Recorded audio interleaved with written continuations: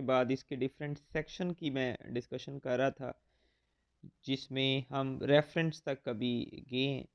अब जो रेफरेंस है इसमें detail of published sources of material refer to or quoted in the text, including any lecture notes and URL addresses of any website used. अब जो bibliography है इसमें और इसमें reference, actually this is also a form of reference, ये भी reference की एक शक्ल ही है। इसमें भी आपने देखें other published sources of material including website not refer to the text but useful for background और फर्दर रीडिंग।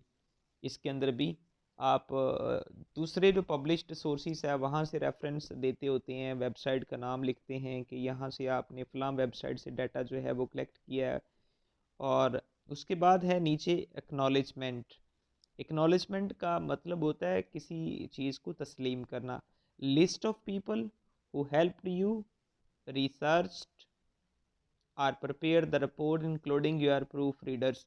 यानी एक्नॉलेजमेंट ये कि आपने जो रिपोर्ट रेडी किया उसमें जिस जिस बंदे ने आपका साथ दिया, आपके साथ तावन किया, उसका यानी हेल्पर का नाम भी आपने, list of people those helped you in your research process for preparing your technical report including your proof reader. आपका प्रूफ रीडर भी उसमें शामिल होगा कि फ़लाँ ने इसको प्रूफ रीड किया है और फलां फलां ने आपकी हेल्प की है। तो आप, ये होती है एक्नॉलेजमेंट। तो रिपोर्ट के अंदर एक्नॉलेजमेंट भी आपने देनी होती है। और लास्ट टाइम मैंने इसकी वजाहत नहीं की थी, यानी कि जो रिपोर्ट राइटिंग फर्स्ट मैंने लेक्चर दिया था उसमें मैंने बेसिक चीज़ें दी थी। हमने उसमें एक्नॉलेजमेंट और बिब्लियोग्राफी को ये वर्ड इस्तेमाल नहीं किया था, हालांकि अभी मैंने बताया कि ये रेफरेंस की एक शक्ल है बिब्लियोग्राफी। जब आप दूसरे पब्लिश्ड मटेरियल से रेफरेंस देते हैं, दूसरी वेबसाइट का हवाला देते हैं, अदर का वर्ड, ये फ़र्क है रेफरेंस का और बिब्लियोग्राफी का। रेफरेंस जो होता है ये detail of published sources of material refer to or quoted in the text है। और ये क्या है, ये है अदर पब्लिश्ड। इसके अंदर सिर्फ एक अदर का इजाफा है कि बाकी जो पब्लिश सोर्सेस है वहाँ से मटेरियल वेबसाइट का रेफरेंस आपने देना होता है, बैकग्राउंड भी आप उसमें लिखते हैं। एक्नॉलेजमेंट जिस जिसने आपकी हेल्प की, इवन के प्रूफ रीडर को भी आप इसमें शामिल करेंगे।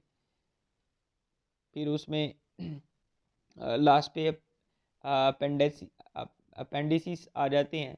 अपेंडिसिस में क्या है, any further material which is essential for full understanding of your report.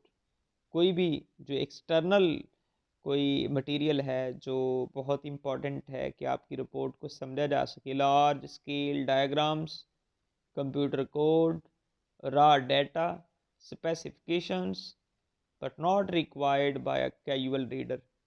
ये कैजुअल रीडर को ये रिक्वायर तो नहीं होता, लेकिन फिर भी आप जो बहुत इम्पॉर्टेंट मटेरियल होता है जो आपकी रिपोर्ट को समझने के लिए बहुत इम्पॉर्टेंट होता है, वो चीज़ें आप उसमें ऐड करेंगे तो इसको हम अपेंडिसिस बोलेंगे।